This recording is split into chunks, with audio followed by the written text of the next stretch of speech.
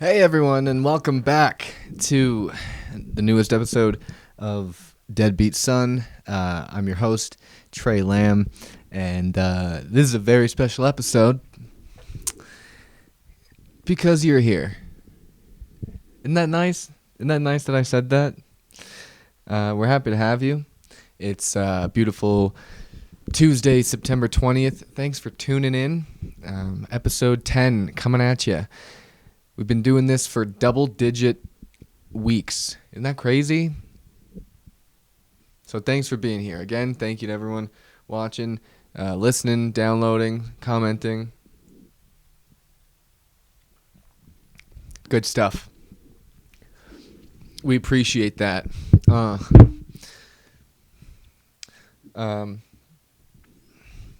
That's from the... That reminded me, the way I said that reminded me of the song Izzo / In the End, which was a Jay-Z Linkin Park mashup from the album Collision Course, which I believe I've mentioned before on this podcast, but was the epitome of racial harmony in the Western countries, in the Western, really I think entire hemisphere got on board with that one. It was a good time. Yeah, Jay-Z and Linkin Park, man. Anyway, I think I talked about that already. Thanks for tuning in. Thanks for being here. I have a new addition to the episode, to the show, actually. Not just the episode, but to the entire show. Going forward, I now have topics written down. I know it's kind of a little embarrassing that I didn't before, but now I do, so because I've read the comments, I've gotten messages about, hey, you're a little sporadic, you seem nervous, chill out. And listen, I pride myself on my chill demeanor. I've always thought that's one of my redeeming qualities is how freaking chill I am, man. But sometimes it it shines more in other scenarios. And less so, maybe, in this, so. Also got a coffee going. That should have perked me up, you know what I'm saying? A little perked up. That took a sharp turn in its meaning, huh? Perked up. It used to mean, a lot of caffeine. Oh, I'm perked up. But now it's quite the opposite. Isn't that interesting? Probably write that down. Try it on stage at the old coffee shop. Oh, maybe I got some energy too right now because I just came from an open mic. Yeah, I still do open mics. So what?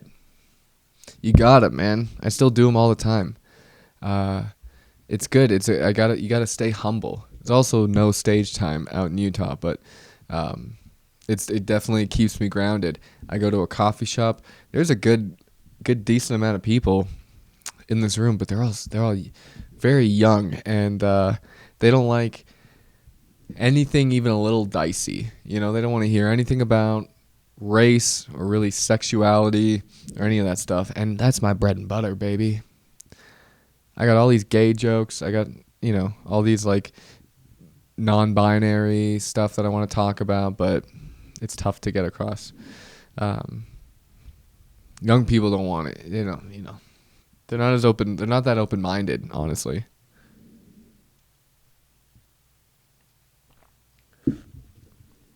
Now you might say they're not open-minded to bigotry. Yeah, but also jokes. But also they don't really listen to jokes. You know what they do out in Utah is they get married. That's what young people do out here. And it blows my mind. Not that people do it, but just how the culture has really... They nailed it. All right, I'll give it to the Mormons. They got a stranglehold on this state.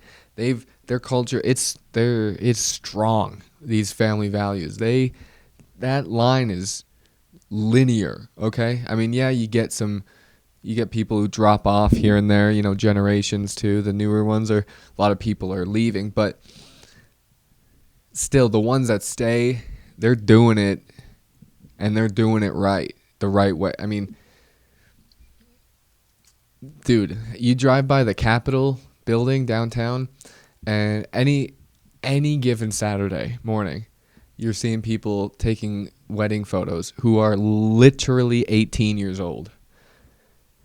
And it's year round. Well, maybe less so during the winter months because it's snowy, but you get it. When it's good picture having season, they're doing it. Because that's what they do. They get married out of high school, and then they start their family.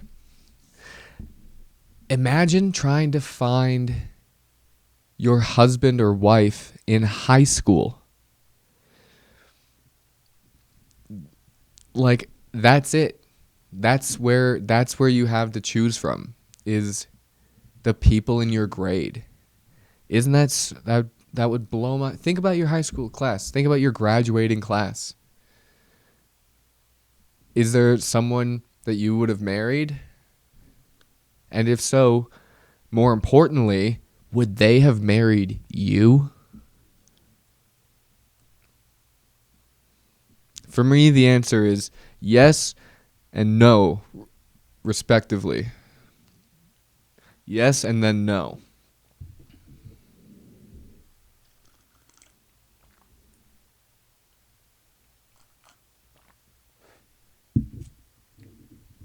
Oh, yeah, it's good stuff. Yeah, no. Respectfully. Bro, imagine, like, and then you gotta, oh, dude, suddenly, like, that, because then the problem is, like, that's your last social interaction, is high school. So, like, that's where you base your whole personality off of. You gotta decide if you want to make a lifetime commitment with somebody based on what they're like in high school. Bro, I was not this chill guy that you see before you in high school.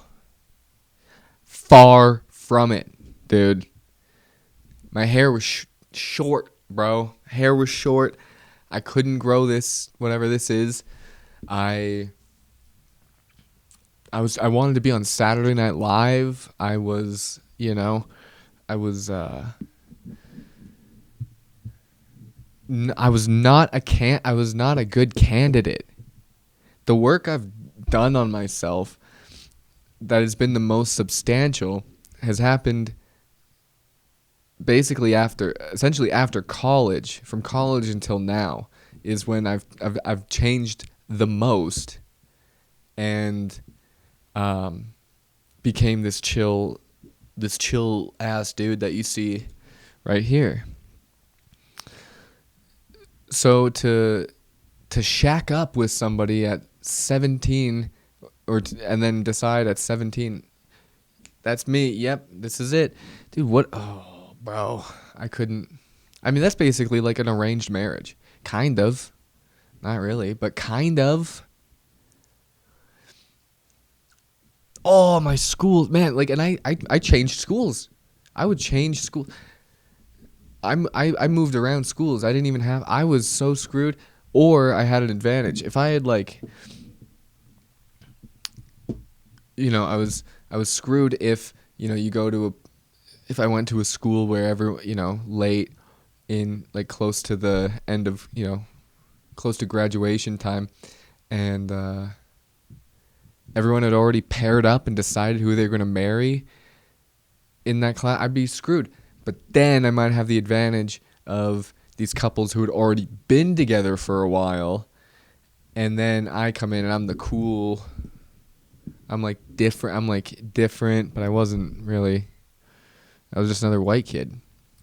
I would have been so screwed. I'd rather be lonely than resent the person that I'm with. Right? I mean, you gotta do that. You gotta, at least then you're only your problem. At least then you're only responsible for your own stuff. This is such a guy's um, rationalization. But I'd love to hear a woman's perspective. Man, so I was reminded of the wedding culture this weekend because of two things,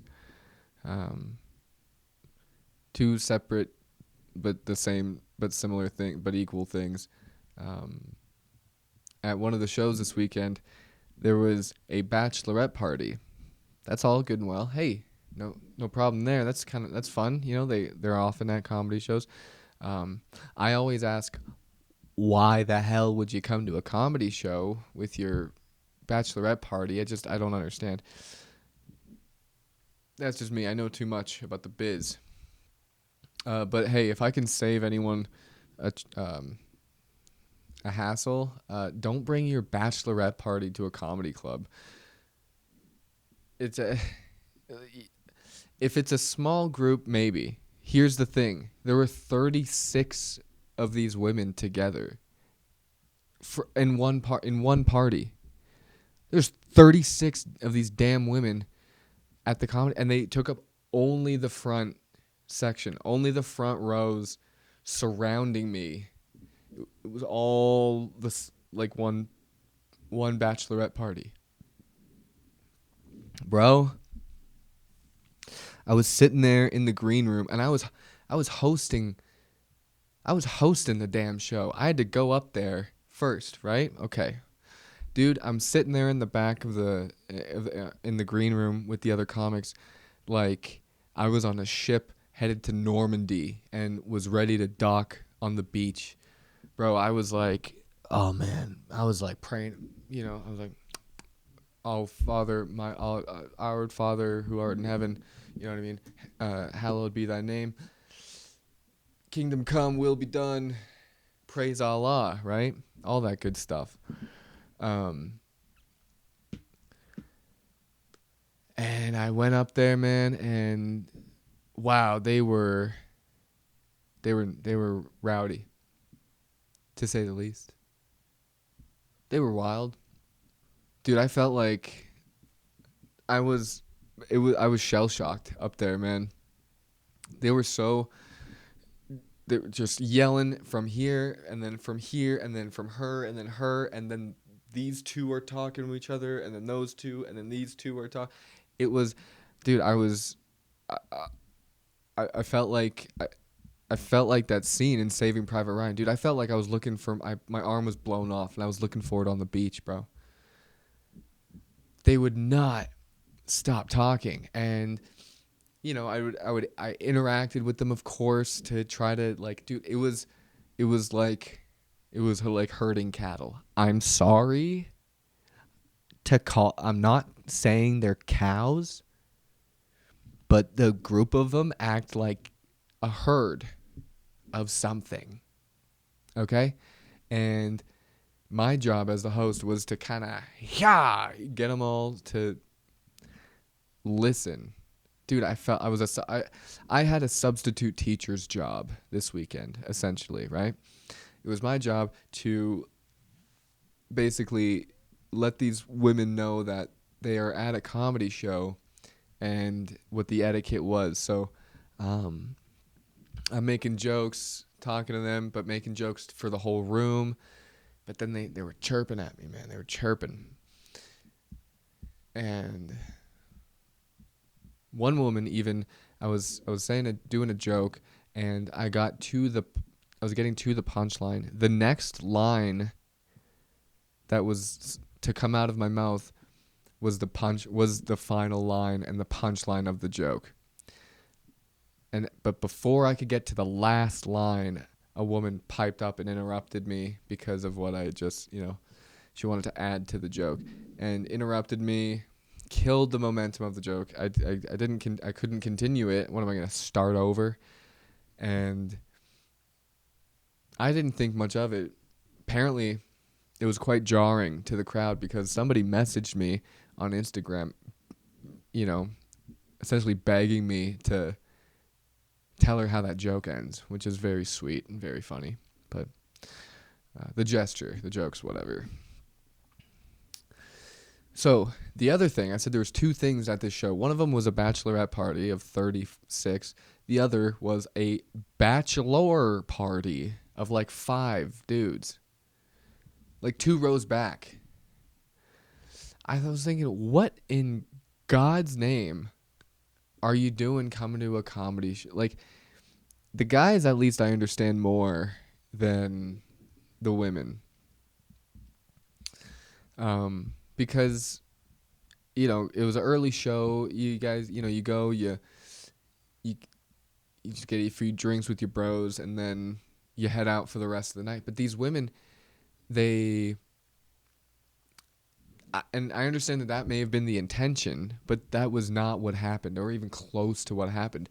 Dude, they showed up shit-faced, and then just kept knocking back White Claws, dude, like they were in college, which I'm sure a lot of them were. I asked, because it's Utah, so I had to ask. I said, well, who's getting married? And they all pointed to one. I was like, just one? I thought it would have at least been like 4 or 5 of you. Mormon, whatever.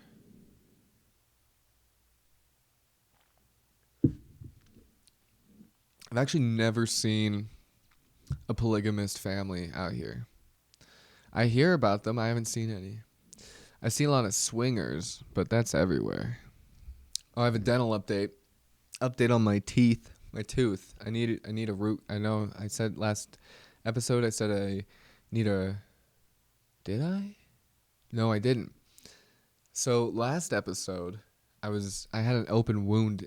I had an exposed nerve in my fucking face, which is crazy that I was living like that. I can't believe I was doing that to myself. I saw the dentist, and I need a root canal. Dum dum. But they can't do it until October 5th, so I have to wait 2 more weeks. Just 2 weeks, baby. And for the QAnon listeners, I gotta wait 2 more weeks. So until then, they drilled more of my tooth out, and then they stuffed it with like this, I don't know, these medicated padding things. So I just it feels like they just stuffed it with like gum and paper, and it's just stuck in there. So that's just how I'm living for the next 2 weeks. This very fun thing happened at one of the shows this weekend, where I'm in the back of the room. I'm setting up my camera. This woman reaches over. She's sitting nearby. She taps my arm, and she goes, I just want to say I've seen you a bunch of times around here. You're always so funny. We have such a great time. Can't wait for the show, And I understand that I should have taken that as a compliment, but I couldn't because, I'm the way I am.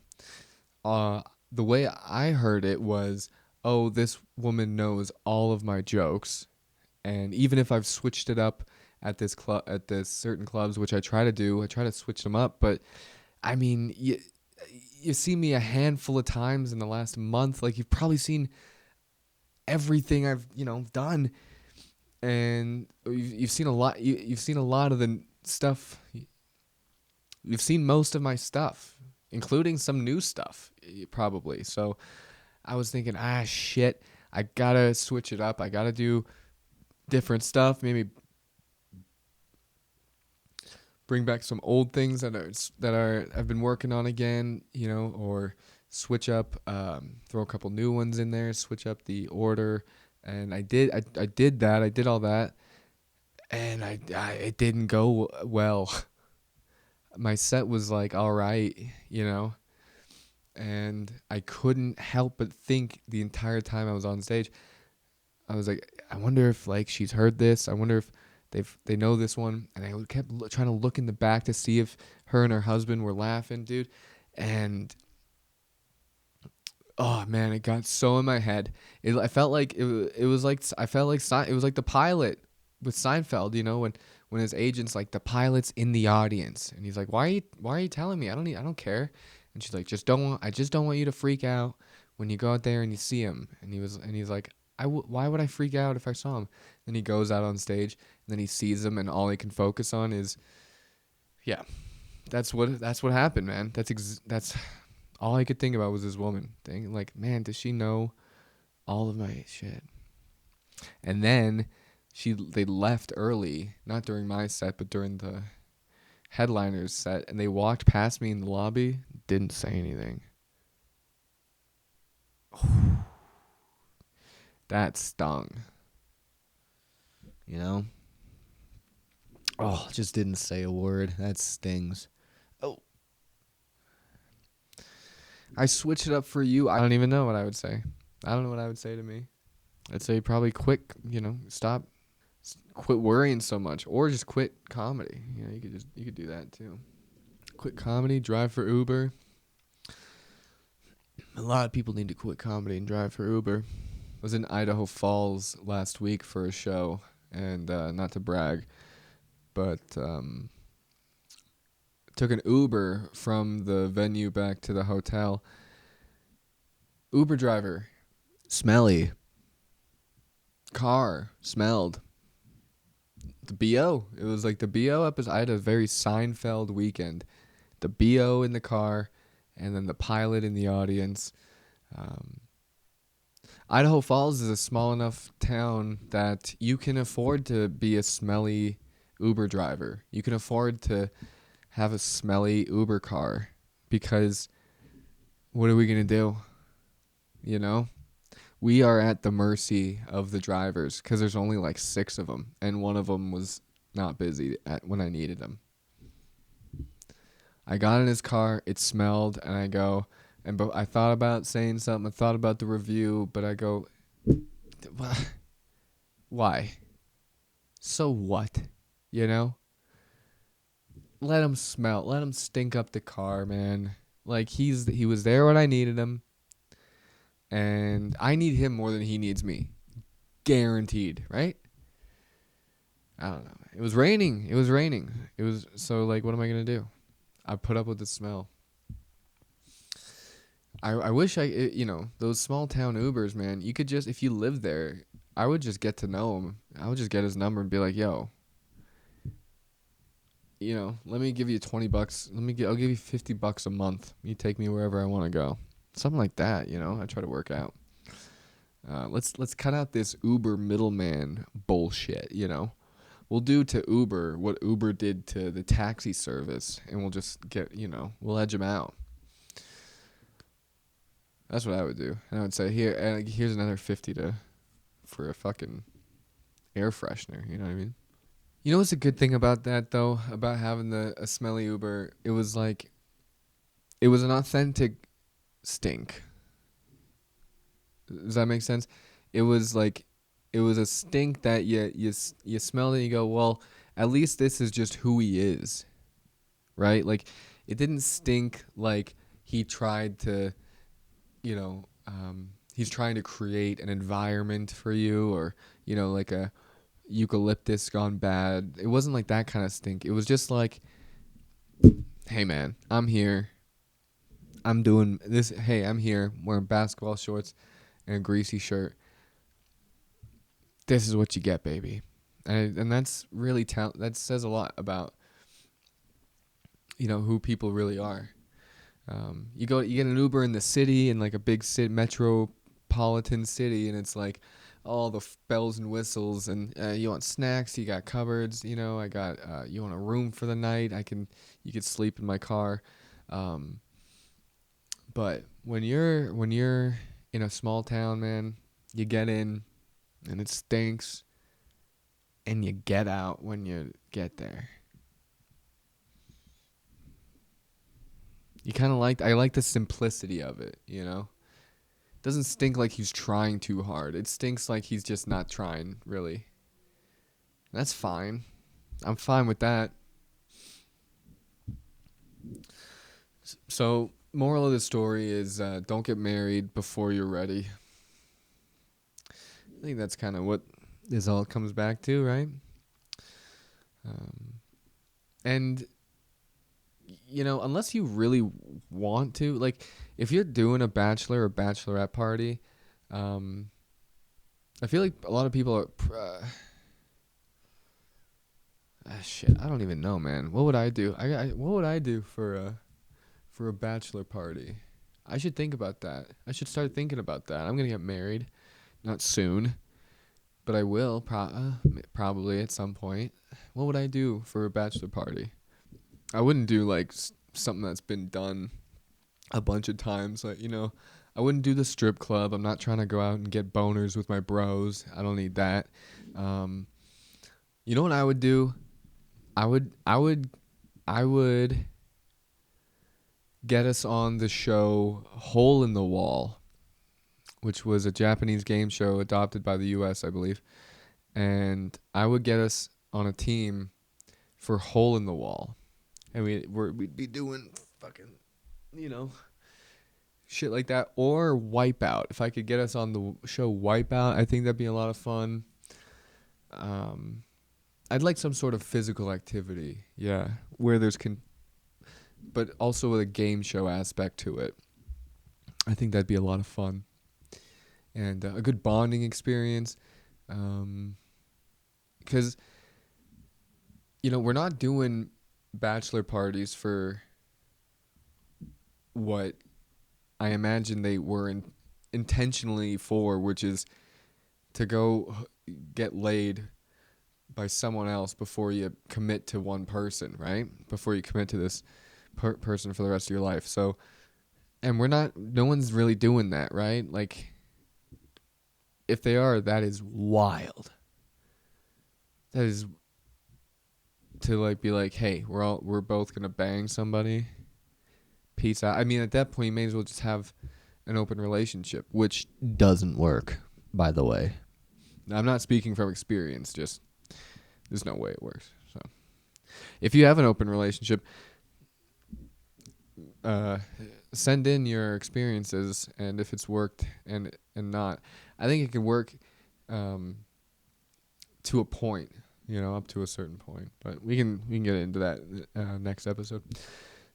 That's gonna do it for this one. See, much smoother and less breaks. I was way better with topics. I'm going to keep doing that. And the coffee, too. I'm sure the coffee had something to do with it. Thanks for watching. That's episode 10. I appreciate everyone who's keeping along, keeping up. Keep liking, share it with your friends. Watch out for show dates. Live show dates are on my website, treylam.com. Nice and clean. Coming up, I have, next month, October 23rd, I am headlining Salt Lake City Wise Guys. Get your tickets to that, wiseguyscomedy.com. And then November, headed out to California, San Diego, Los Angeles, Santa Barbara.